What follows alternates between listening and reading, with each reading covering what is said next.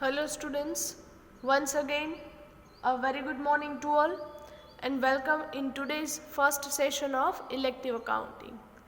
Now students, we started with the last unit, that is accounts of sale under hire purchase system કે જેમાં તમે first two methods ના sum છે એ complete કરેલ છે. Now from today we are starting with the method number 3. You can see over here, અહીંયા તમે જોઈ શકો છો. Give the heading in your book. તમારી બુકમાં heading આપજો. Method number 3. What is the method? When cash price is not given. જ્યારે cash price એટલે કે cost value of any asset is not given in the question. જ્યારે ક્વેશ્ચનમાં તમને કોઈ પણ અસેટ છે એની મૂળ કિંમત એટલે કે કેશ પ્રાઇસ આપેલ ન હોય ત્યારે how to calculate the sum, right? Okay, before starting with the sum write down one paragraph. એક પેરેગ્રાફ છે, લખજો. Very important students, when cash price is not given in the question, the calculation of interest in the table should be started from the last installment. Students, જ્યારે તમને ક્વેશ્ચનમાં cache price નથી આપતા, that means કે તમારી method કઈ છે? Method number 3, right? ત્યારે તમે જે ઇન્ટરેસ્ટ કેલ્ક્યુલેશનનું ટેબલ પ્રિપેર કરો છો એ ટેબલમાં તમને ખ્યાલ છે સ્ટુડન્ટ્સ, તમે ઓલવેઝ ફર્સ્ટ સ્ટાર્ટિંગ ક્યાંથી કરતા? તમારા પરચેસ ડેટથી જ, રાઈટ? પણ ત્યાંથી નહીં, તમારે સ્ટાર્ટિંગ કરવાનું છે ફ્રોમ ધ લાસ્ટ ઇન્સ્ટોલમેન્ટ, એટલે કે રિવર્સ ટેબલ છે એ પ્રિપેર કરવાનું છે.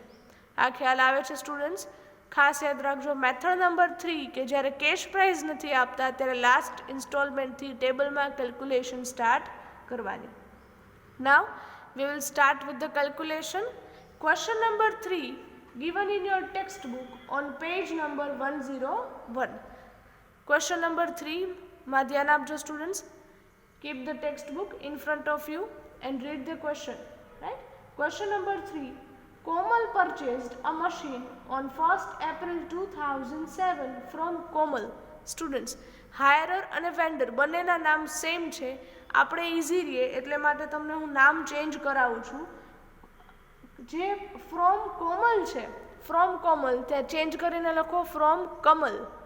Again I repeat, Kamal. That means vendor કોણ છે અહીંયા? કમલ, રાઈટ? ઓકે, આના પરથી તમે શું લખશો? પહેલાં તો આન્સરમાં હેડિંગ આપો બુકમાં. Question number 3 page number 101. First of all write down the name of hirer and vendor. Hirer કોણ છે? Komal. And vendor Kamal. Purchase શું કરે છે? તો કે machine purchased on which date? 1/4/2007. ચલો, આટલી ડિટેલ્સ બુકમાં મેન્શન કરતા આવડે, રાઈટ?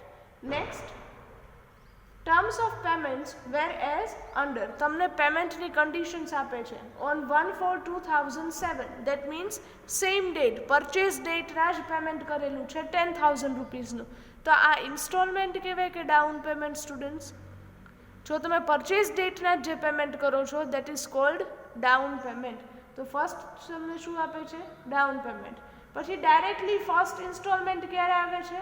યર એન્ડ થાય ત્યારે, on 31st March 2008, 9,000. Directly next year 31st March 2009, 31st March 2010 and 31st March 2011.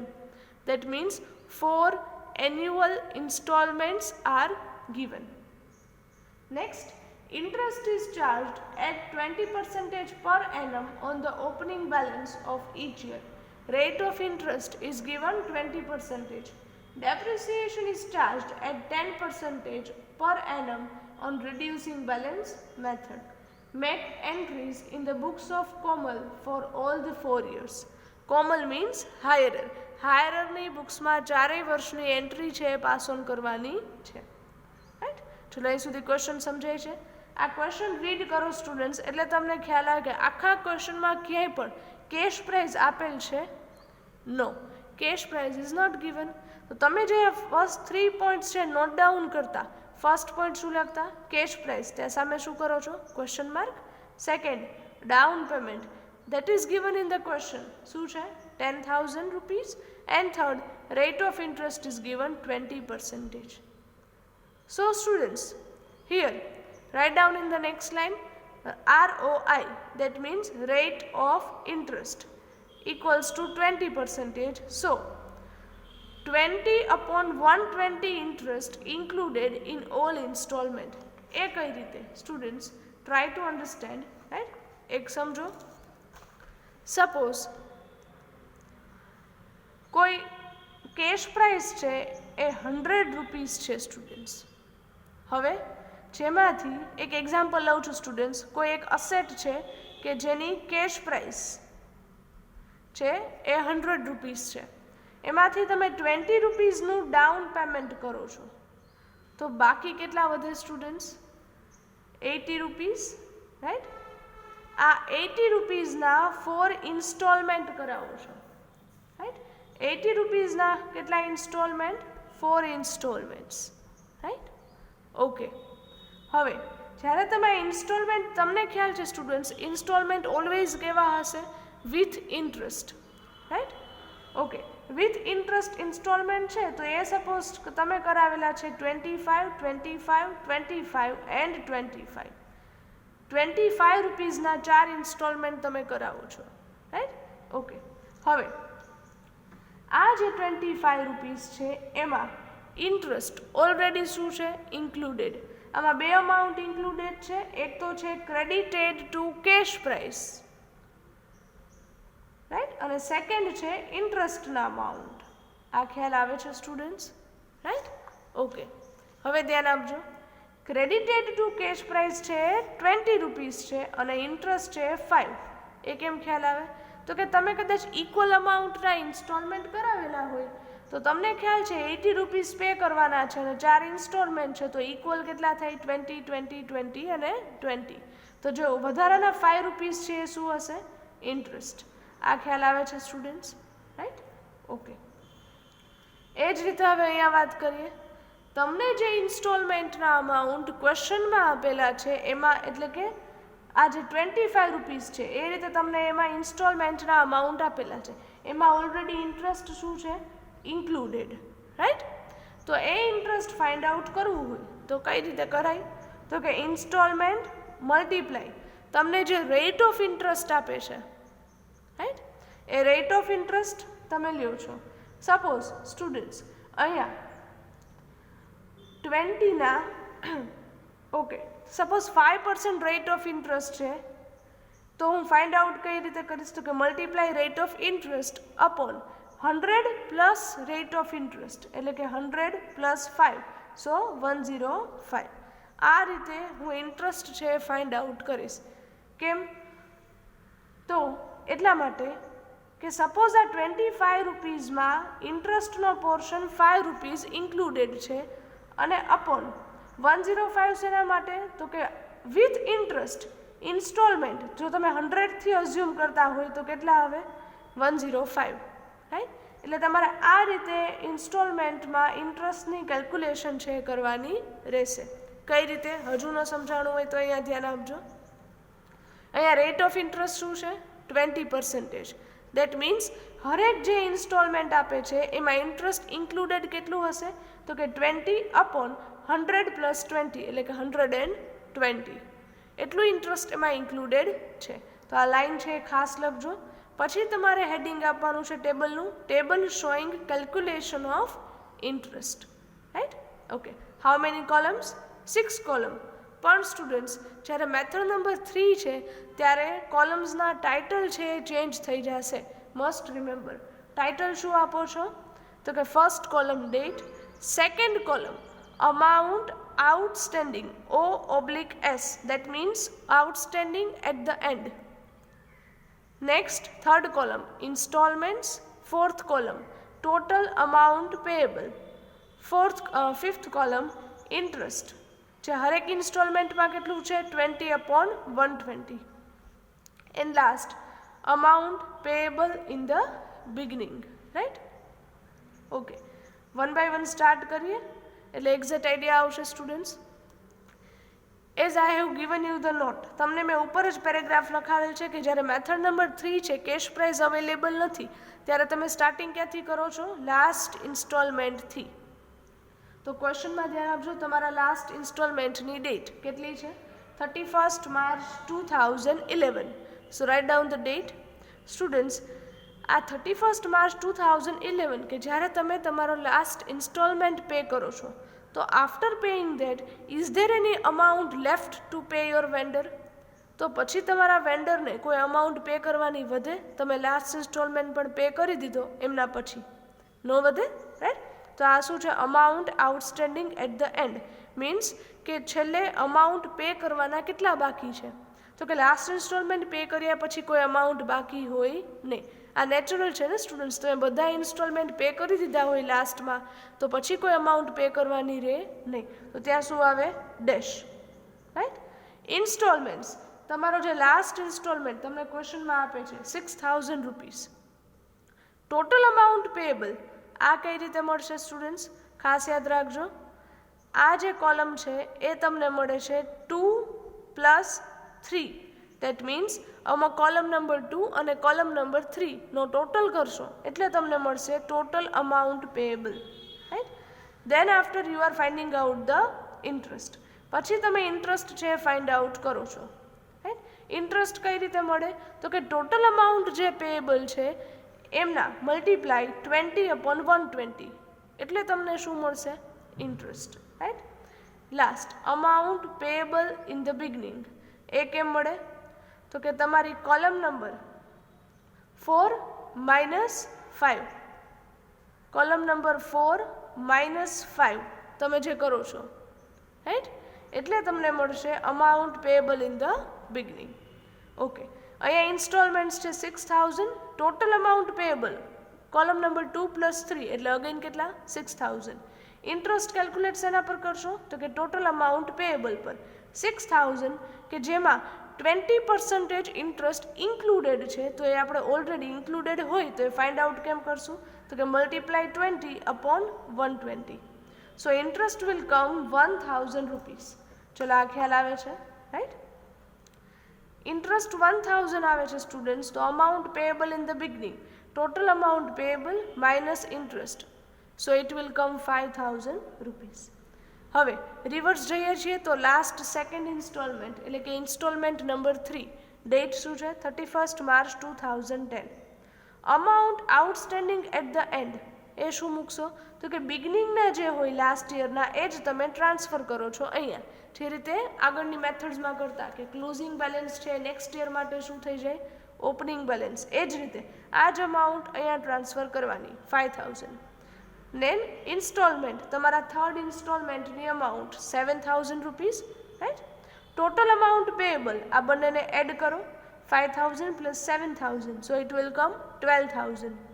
Interest કઈ રીતે કેલ્ક્યુલેટ કરશો? તો કે આ 12000 છે total amount payable multiply 20/120, so it will come 2000 rupees, જે તમે માઇનસ કરો છો. So amount payable in the beginning 12000 - 2000, so it will come 10000 rupees. આ ખ્યાલ આવે છે સ્ટુડન્ટ્સ, રાઈટ? નાવ રિવર્સ જાઓ છો, second instalment 31st March 2009. Amount outstanding at the end એટલે કે હવે અમાઉન્ટ કેટલા પે કરવાના બાકી હશે એન્ડમાં? તો કે 10000 રૂપીસ. સેકન્ડ ઇન્સ્ટોલમેન્ટના amount 8000, total amount payable 10 + 8, so total 18000. Interest તો કે 18000 multiply 20/120, so it will come 3000 rupees, કે જે તમારે અહીંયા માઇનસ કરવાના છે. 18000 - 3000, so it will come 15000 rupees. Reverse જાઓ છો, હવે આવશે first installment 31st March 2008.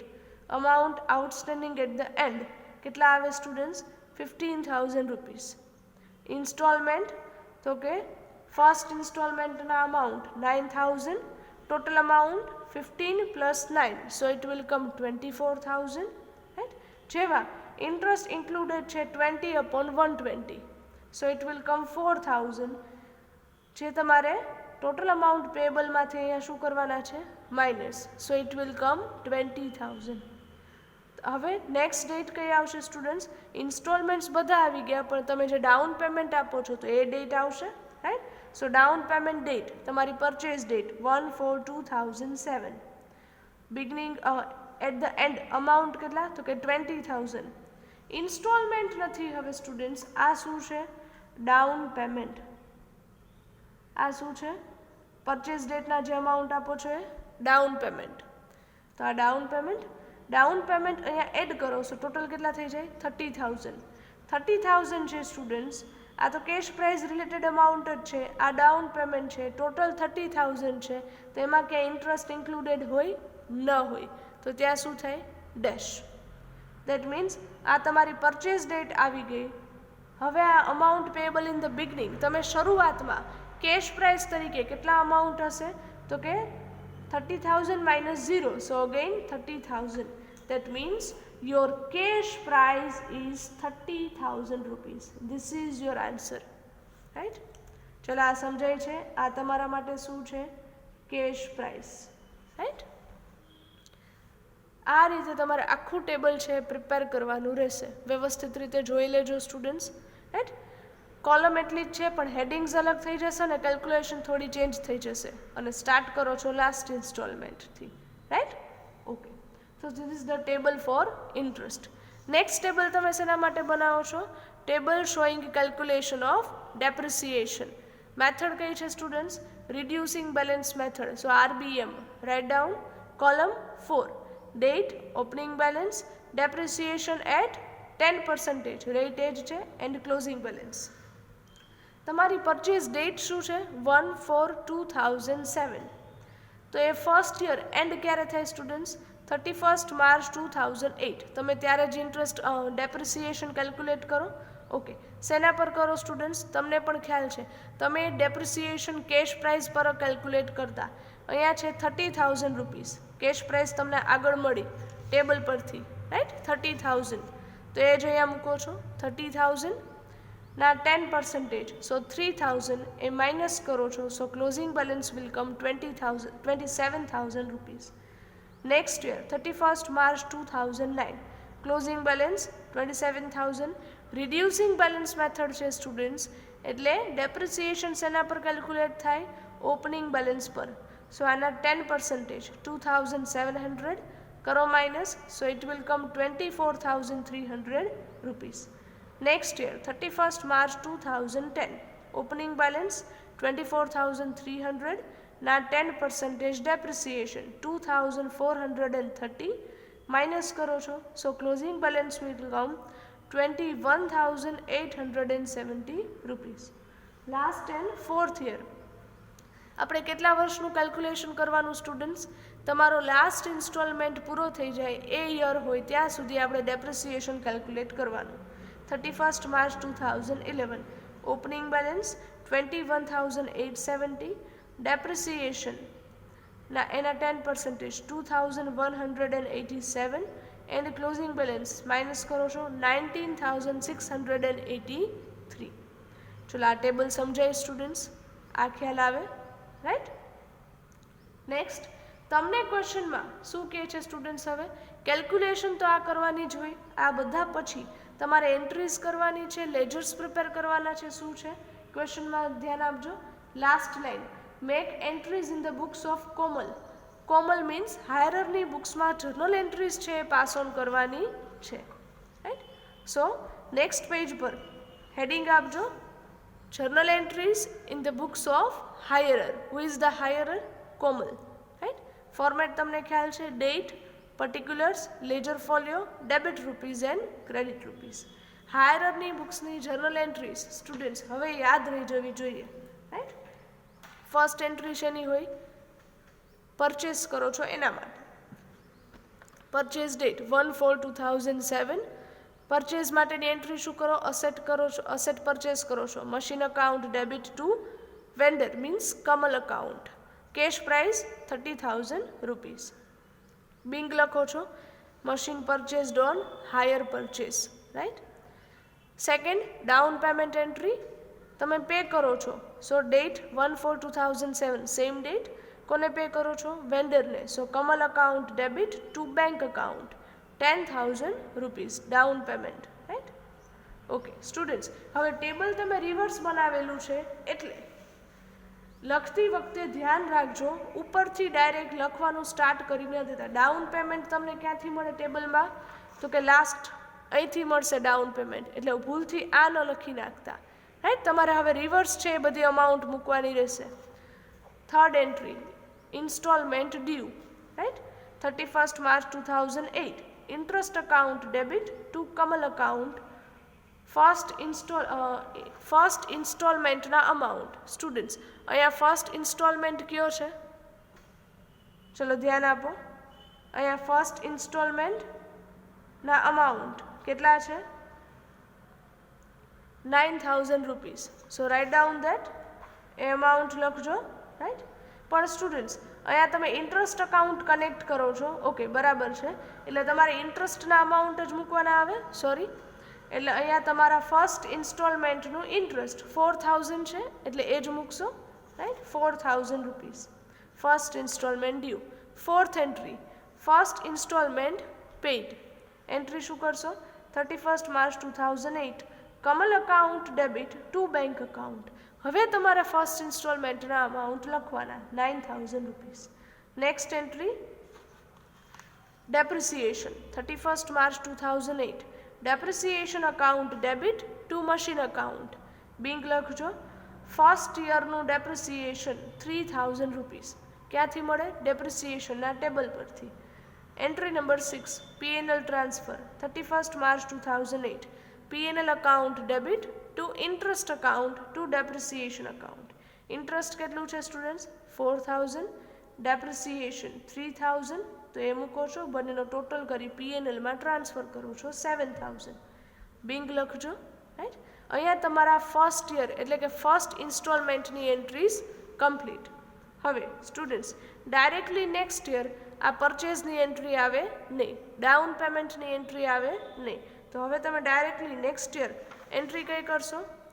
Second instalment due. Next year કયું છે? 31st March 2009, interest account debit to Kamal account. Second ઇન્સ્ટોલમેન્ટનું ઇન્ટરેસ્ટ, ચલો સ્ટુડન્ટ્સ ધ્યાન આપજો, કેટલું છે? 3,000 rupees, right. So right down the being. Next entry, second instalment paid. 31st March 2009, Kamal account debit to bank account. Second instalment pay કરો છો, તો એમના અમાઉન્ટ કેટલા છે? 8,000 rupees. Next, depreciation, right. 31st March 2009, depreciation account debit to machine account. તમારું second year depreciation 2,700 rupees. Being લખજો. Next, 31st March 2009, PNL transfer. PNL account debit to interest account to depreciation account. તમારા second ઇન્સ્ટોલમેન્ટનું interest 3,000 plus second યરનું depreciation 2,700, બંનેનો total 5,700 rupees.